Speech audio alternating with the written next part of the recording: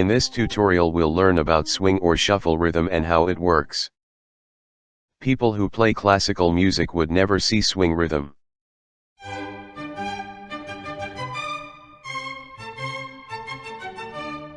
While those who play jazz encounter swing rhythm all the time.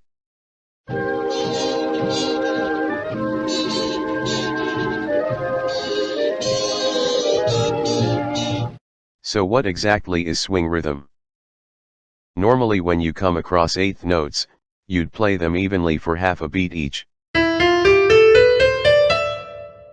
When you play a jazz piece, it is common to stretch the first of an eighth note pair so that it takes up 2/3 of a beat to give a rhythmic feel. The second note would take up only 1/3 of a beat. If you put in a swing, the same notes would sound like this. To get a swing rhythm, you would re-enter the notes this way.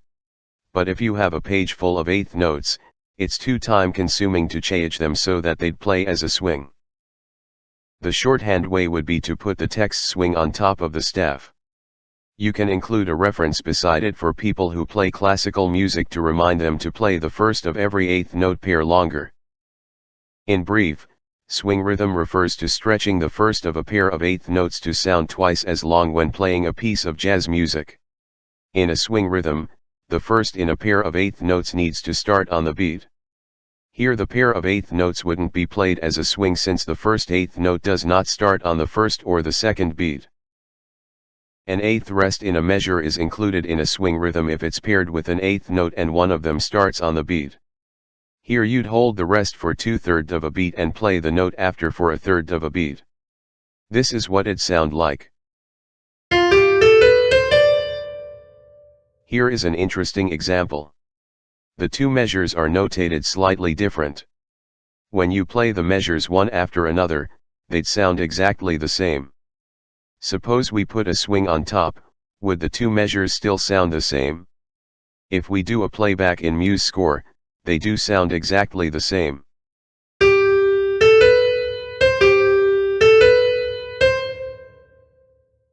Suppose you switch the beat pattern around with an eighth note followed by a dotted quarter in the first measure and play it as a swing, you end up with the two measures sounding exactly the same again.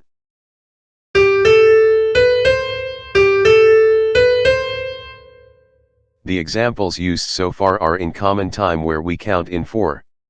Suppose the time signature is in 6/8 and we see eighth notes grouped in 3. What would a swing rhythm sound like? When we do a playback in Muse score, every other eighth note would be played longer like we are in 3/4 time. The only difference is when you have the metronome on, you hear 2 ticks per measure in 6/8 time as opposed to 3 ticks. Now we're going to open a piece to see how to insert swing into the score. Here is Summertime already opened. On top of measure 1 where we would find the tempo marking we see nothing. The default tempo in Muse score is 120 beats per minute. We select the first note, then open tempo under palettes. Select the option quarter note equals 80 and do a double click. We can leave the tempo at 80 for now since this is a slow piece. We are going to turn the playback into a swing. Go to Style on top and click on General. The first tab on the left is Score. At the bottom we see the heading Swing Settings. By default it is off. Here we have a button that says 8th note and another that says 16th note. You can have a fast swing with 16th notes. It's more common to swing with 8th notes. Below is a box that says swing ratio. We see the number is at 60%, this can be as low as 50% making each pair of 8th notes sound even, or as high as 99%. We'll leave it at 60%. Press OK, then rewind and play the first line. Note that when we come to the 2 pairs of 8th notes in measure 3, the first note in each pair is played longer. Stop the playback. Press undo on top and do a playback again.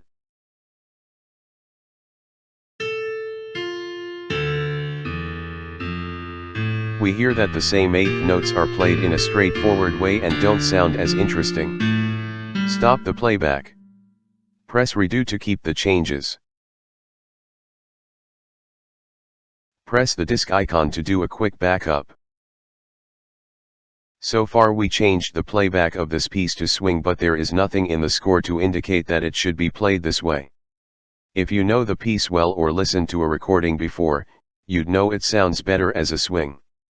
We're going to add a text into the score as a reminder the piece should be played in this style. There are several ways to do it.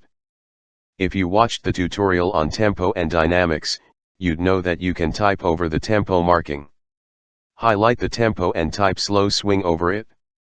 Like any piece of text, we can change the font size, and the text style using the text options at the bottom left.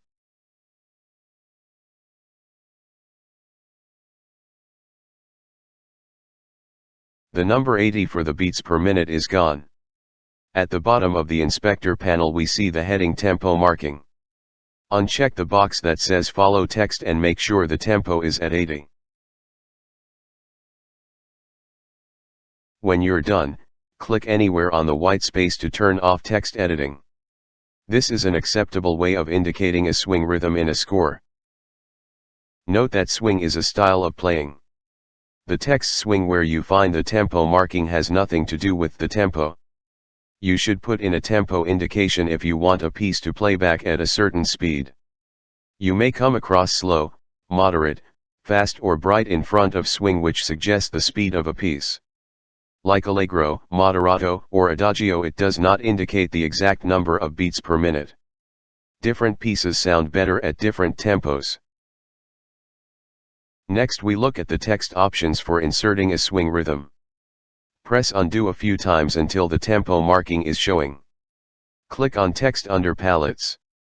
Here we see three options: staff text, system text and swing. All three are similar except for subtle differences. Select the first note on the top staff. Double-click on staff text. Realign the tempo marking above the text.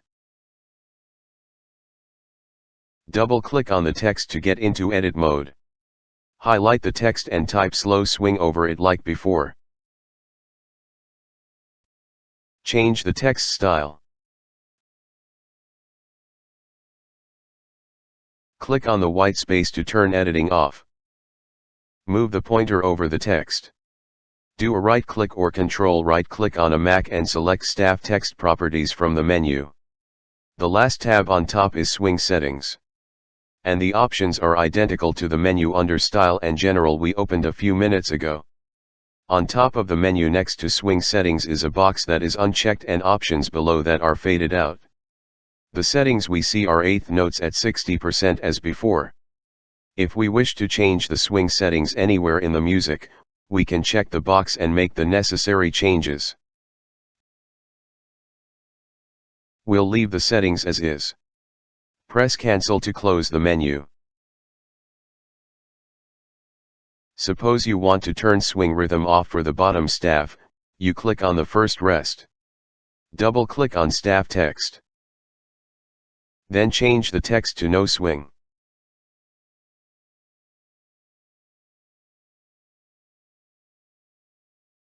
Turn editing off. Pointer over the text and do a right-click to open the Staff Text Properties menu as before. Go back to the Swing Settings tab. Check the box next to Swing Settings. Select Off and press OK to close the menu. Here we have a piano score with two staffs. We can insert staff text and change the swing settings to a specific staff and section of music instead of having the same settings for the whole piece. Next we look at system text. Select a note on the top staff and double-click on system text. Then select a note on the bottom staff and do the same. We find that the text will always go on the top staff. The main difference between staff text and system text is that the swing settings for staff text applies to just one staff while those for system text applies to all the staffs from top to bottom. Select one of the system text and do a right-click. Open the System Text Properties menu. We see the Swing Settings tab on the top right. The menu has the same settings as before, so there is no need to explain further. Close the menu. The last thing we look at is swing under palettes. Pick a note and double-click on swing. Put the pointer over the text and do a right-click. We find that the options in the menu is exactly the same as system text we looked at a minute ago. Once we selected system text properties and the swing settings tab, we find that the options are the same, so no need to explain further. The only difference here is the text that says swing instead of system text. Close the menu. The texts we just added are for examples only. Hold the Control key and select them one by one. Use the shortcut Control X to remove them. The last thing is to add a graphic reference next to the text swing. We'll use the blank score that was loaded by default to enter the notes and then save to an image file. Switch to the untitled piece. Zoom in for a better view. We can use the first measure in this blank document to enter the notes we need. Select the first rest. Move the pointer by the type of notes on top so that we can switch between them quickly. Here we will use the same note F on the keyboard. First the 8th button and 2 Fs. Use the right arrow and move to the 2-beat rest. Quarter button. Hold the Control and 3 for triplets. Quarter button, F. 8th button, F. The spacing looks a bit wide. Make sure notation input is off. Click on the area within the measure outside a note or rest to select it. Do a right click and open Measure Properties. At the bottom right where it says Layout Stretch, we can drop it down to 0.5 to make the spacing narrower. Select the rest in the middle and make it invisible. Uncheck the box next to Visible in the Inspector panel.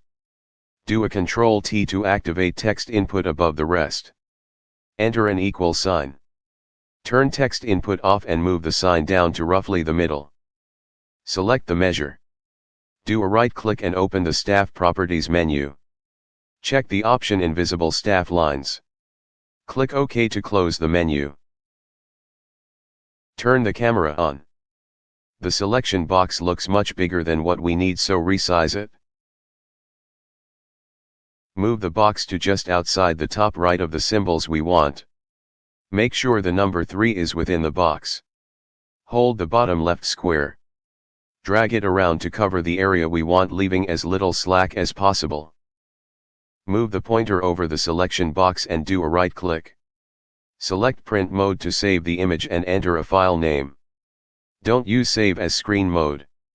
Otherwise what is faded out in gray or highlighted in blue would be included. This piece doesn't need to be saved. Just close it. And back to the piece we're working on a few minutes ago.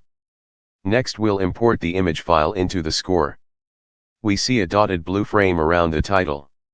This is for formatting purposes, which will be discussed in another tutorial. Move the pointer anywhere over the frame and do a right click. On the menu select Add and scroll down to Picture. Select the image file we saved a minute ago.